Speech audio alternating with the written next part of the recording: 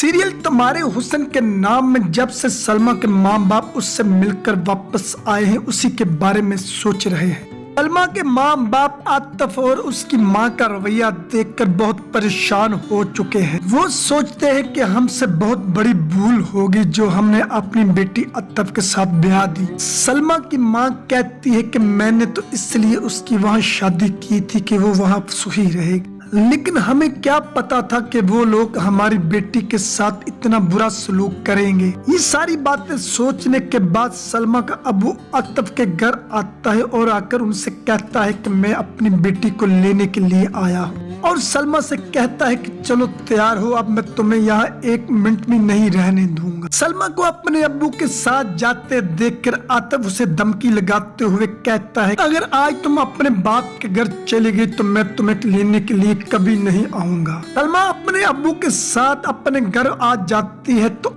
पीछे आतिफ अपनी माँ से कहता है कि आप फिक्र ना करें, जब 4 दिन अपने बाप के घर में रहेगी तो होश ठिकाने आ जाएंगे, फिर ये खुद ही वापस आ जाएगी। इधर घर आने के बाद सलमा का बाप कहता है कि मैंने बहुत बड़ी गलती कर दी है, अब मैं अपनी गलती को सुधारने लगा हूँ, मैं सिकंदर के पास जाऊंगा। सिकंदर का नाम सुनकर सलमा कहती है कि आप वहाँ क्यों जाएंगे, अगर उसने मुझसे शादी करनी होती तो जिस दिन आपने बुलाया था उस दिन वो जरूर आता। सलमा की बात सुनकर उसका बाप कहता है कि वो आया था लेकिन मैंने उसे मना कर दिया था। अपने बाप के मुंह से सिकंदर के बारे में सुनकर सलमा परेशान होकर अपने बाप की तरफ देखने लगती है।